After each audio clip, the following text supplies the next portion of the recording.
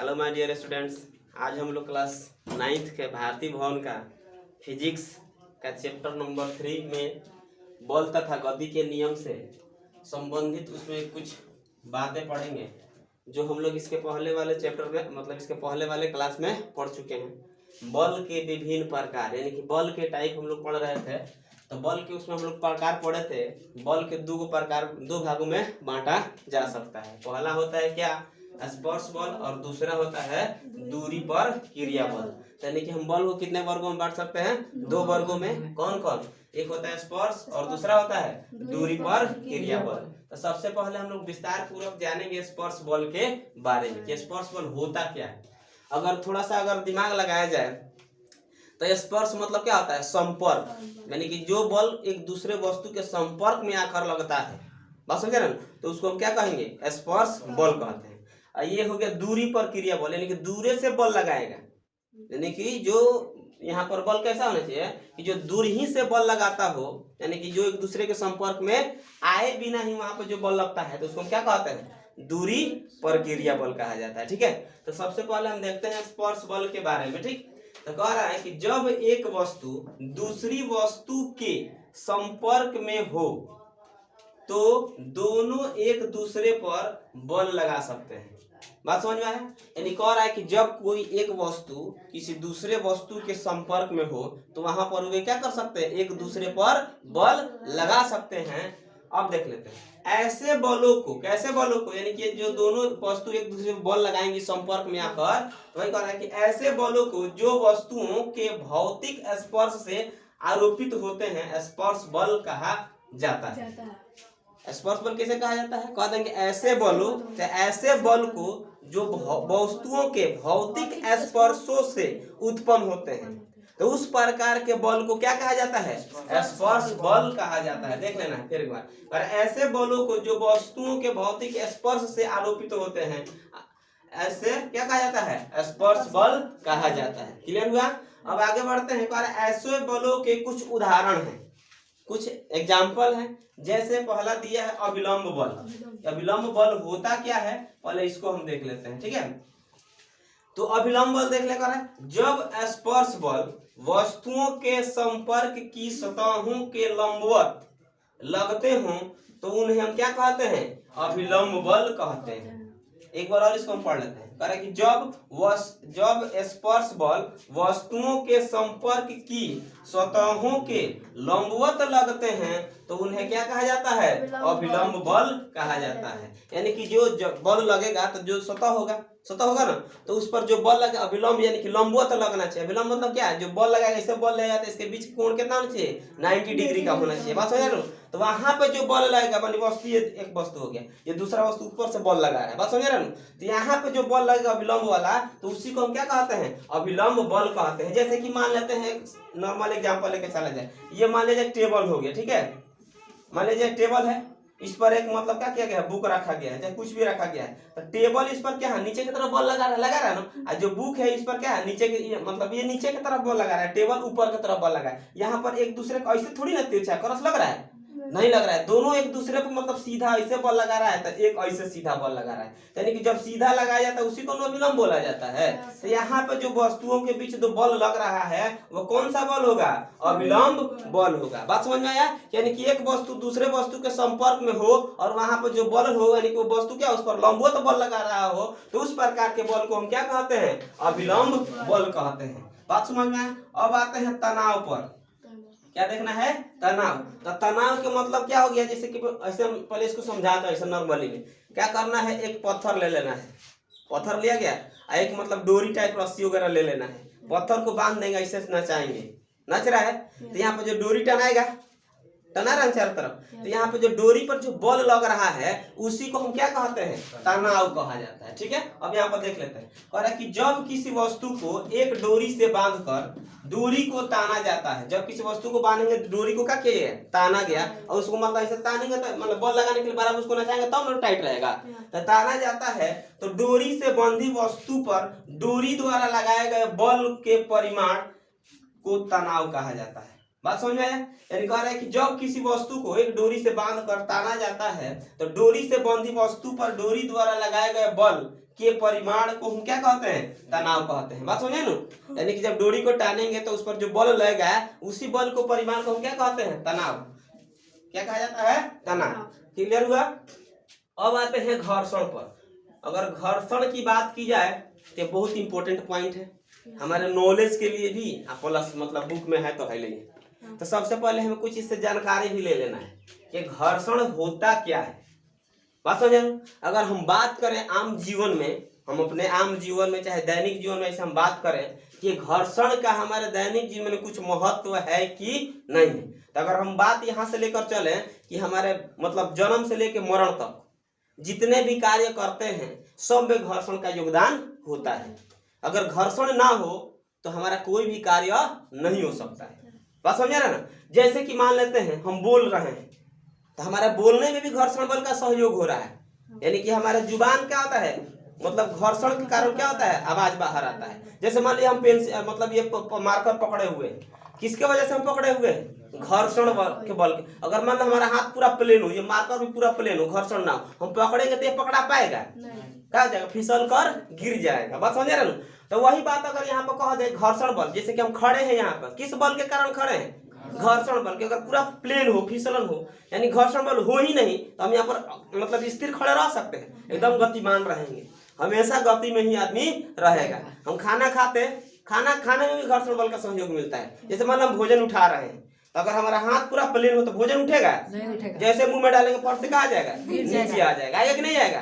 तो हम अपने दैनिक जीवन में कोई भी कार्य करना हो, चलना हो, घूमना हो, बैठना हो, बोलना हो, सब में घर्षण बल का योगदान होता है। अब बात आ रहा है जैसे कि मान ले कह दिया गया कि अब घर्षण बल से तो फायदे बहुत है ना? यानी कि जो भी काम हमारा है लगभग घर्षण बल का उसमें योगदान रहता ही रहता है। अब जैसे कि मान लेते हैं जो चीज लाभदायक होता है वो चीज थोड़ा हानिकारक भी होता है, मालूम है ना? तो जैसे कि मान लेते हैं अब इससे तो बहुत सारा फायदा हो गया, अब कुछ नुकसान भी होता है कि नहीं होता है? तो नुकसान भी होता है। तो नुकसान क्या होता है? गए मार्केट से एकदम झमकौआ नया नया कपड़ा खरीद के लिया है खूब 10-15 दिन, 2-4 महीना, 4-5 साल, 1 महीना, 1 साल 2 साल पहले तले का हो गया, खराब हो गया। कैसे खराब हो गया? कैसे खराब किया गया? घर्षण के वजह से वो खराब हो गया। बस समझ ना? बाजार गए टिपटाप जूता चप्पल खरीद के लाए ना, उसको पहने नया नया था, एकदम पूरा क्रिकाट दिखाई दे रहा था, लेकिन जैसे ही पहने कुछ दिन बीता धीरे धीरे खींच कर क्या हो गया? टूट गए। तो किसके वजह से टूटा है? घर्षण बल के वजह से वो टूटा। बात समझा लो? तो जैसे कि मशीन का कल पुर्जा जो होता है, नया नया गाड़ी खरीद के आता है, चकचकवा गाड़ी, जैसे हाँका जाता है उसका टायर खींच जाता है, अरे टायर दूसरा लगाना है, किसके वजह से खींचा टायर? घर्षण की वजह से खींचा। बात समझ आ रहा है ना?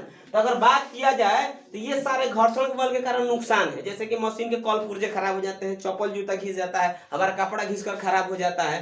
बात समझ रहे हो? तो ये किसके वजह से होता है? घर्षण के वजह से होता है। बात समझ में आया? तो ये सारे घर्षण बल के लाभ और घर्षण बल के हानि हो जाता है। अब एक बात और ध्यान में रखना है कि जैसे कि मान लेते हैं अभी आप हम इसको पॉइंट को क्लियर करते हैं, कह रहा है कि जब कोई वस्तु किसी दूसरी सतह पर सरकती है, सरकता मतलब क्या था? फिसलना।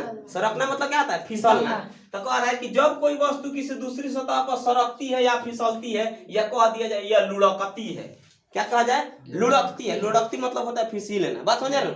लुढ़कती है या चलने की चेष्टा करती है। चेष्टा मतलब होता है प्रयत्न, कोशिश, चलने की चेष्टा करती है। तब स्पर्श, यानी स्पर्श मतलब क्या हो गया? संपर्क में आने वाली सतहों के बीच कौन सा बल उत्पन्न होता है? घर्षण बल उत्पन्न हो जाता है। जैसे कि मान लेते हैं दो वस्तुएं हैं, एक दूसरे वस्तु ऐसे संपर्क में आएगा तो दोनों वस्तु के बीच में क्या होगा? घर्षण बल आएगा। यहाँ पर कौन सा बल उत्पन्न होगा? घर्षण बल उत्पन्न होगा। जैसे कि देख लो, जब कोई वस्तु किसी दूसरे सतह पर सरकती है या लुढ़कती है या चलने की चेष्टा करती है, तब स्पर्श, यानी कि जब एक दूसरे के संपर्क में आएंगे तो संपर्क में आने पर आने वाली सतहों के बीच कौन सा बल उत्पन्न होता है? घर्षण बल उत्पन्न होता है। और एक बात ध्यान रखना है, और क्या कि जो घर्षण बल होता है वो गति के विपरीत दिशा में कार्य करता है। बात समझे? किस दिशा में कार्य करता है? विपरीत दिशा में। जैसे कि मान लिया जाए अगर वस्तु इधर चल रहा है, किधर चलना है? इधर, तब घर्षण का बल किधर कार्य करेगा? इसके अपोजिट साइड में कार्य करेगा, उल्टा दिशा में काम करेगा। बात समझा ना? तो ये बात क्लियर हुआ। कह रहा है कि घर्षण हमेशा गति के विपरीत दिशा में कार्य करता है। तो ये भी पॉइंट क्लियर हुआ। अगला पॉइंट देखते हैं। अब बात यह रहा है कि घर्षण का बल घर्षण जो का मान होता है वह कहाँ पे अधिक होगा और कहाँ पे कम होगा। बात समझ। तो हम अपने भाषा में ऐसे भी कह सकते हैं कि जहाँ पर चिकन सतह होगा, चिकना सतह यानी कि एकदम पूरा प्लेन, वहां पर घर्षण का मान अधिक होगा कम होगा, कम होगा। और जहाँ पर रुखड़ा सतह हो जाएगा, उबड़ खाबड़ रहेगा, वहां पर घर्षण का मान क्या होगा, ज्यादा होगा। वही बात यहाँ पे कह रहा है कि संपर्क सतह जितनी चिकनी होंगी, जितने प्लेन रहेगा, समझ रहे नु, घर्षण का बल उतना ही कम होगा। बात समझे नु। यानी कि संपर्क सतह जितना ही क्या हो, चिकनी हो, प्लेन हो, वहां पर जो घर्षण बल का मान होगा वह क्या होगा, कम होगा। और देख लेते हैं, सतह जितनी ही रुखड़ी होंगी, सतह क्या हो, रुखड़ी होंगी, वहां पर घर्षण बल का मान क्या होगा, उतना ही अधिक होएगा। बात समझ में आ गया। यानी कि जब संपर्क सतह चिकनी होगी तो वहां पर घर्षण बल का मान क्या होगा, कम होगा। और जब संपर्क सतह क्या हो, रुखड़ी होगी, वहां पर घर्षण बल का मान क्या होगा, अधिक होगा। तो ये पॉइंट हमारा क्लियर हो गया। अब हम देखेंगे क्या, दूरी पर क्रिया बल। ये दूरी पर क्रिया बल क्या होगा, दूरी से बल लगाएगा, ना लगाएगा वो दूरी से बल। तो जैसे कि मान लेते हैं दूरी पर क्रिया बल में हम समझते हैं कुछ, अरे कुछ बल ऐसे भी होते हैं जो वस्तुओं पर बिना उनके आपस में भौतिक स्पर्श के आरोपित होते हैं। यानी कि उनके एक दूसरे में स्पर्श नहीं होगा, यानी कि एक दूसरे के पास मतलब संपर्क में नहीं आएंगे, फिर भी वहां पर क्या होगा, बल लगेगा। जैसे चुंबकीय बल, दूसरा क्या है, स्थिर विद्युतीय बल, और क्या है, गुरुत्व बल।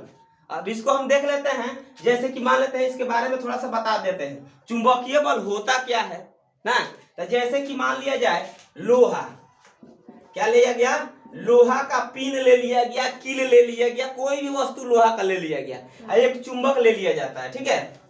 बात समझ रहे हो। तो जब ये लोहा का जो कील है वह कुछ दूरी से ही इसके संपर्क में क्या होता है, आ जाता है। यहाँ लोहा चुंबक जो है वो कौन सा बल लगाया है, यहाँ पे चुंबकीय बल लगाया है। और चुंबकीय बल कैसा बल होता है, चुंबकीय बल दूरी पर क्रिया बल होता है। बस समझ रहे ना। अब यहाँ पे आता है कौन सी, स्थिर विद्युतीय बल। बचपन में हम लोग बहुत खुरा बातें किया होगा, क्लास में किया है लोग, जो किया होगा ठीक है, नहीं किया होगा जाने, कहीं किया होगा लेकिन याद नहीं आ रहा हो तो याद आ जाएगा।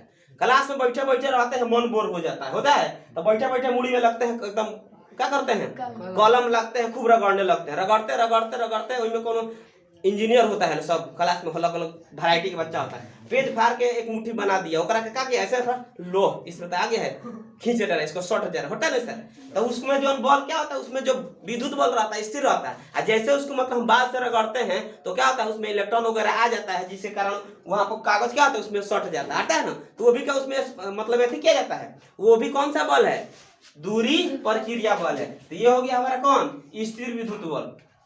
अब बल आता है कौन सा बल, गुरुत्व बल। तो ये गुरुत्व बल होता क्या है, गुरुत्व बल होता क्या है, जैसे कि मान लेते हैं हम कह दें कोई वस्तु को जब ऊपर फेंका जाता है तो वह डायरेक्ट कहाँ आता है, नीचे आता है। बात समझ रहे ना, ऊपर दाएं बाएं कहीं नहीं छोटक जाता है, जाता है ऐसे नहीं जाता है। तो कोई भी वस्तु को जैसे ही ऊपर की तरफ फेंका जाता है तो क्या होता है, डायरेक्ट नीचे आता है। पृथ्वी उसको अपने पास बुलाती है, ठीक है। तो वह जो बल के कारण पृथ्वी उसको अपने पास बुलाती है, उसी बल को हम क्या कहते हैं, गुरुत्व बल कहते हैं। बात समझ आए ना।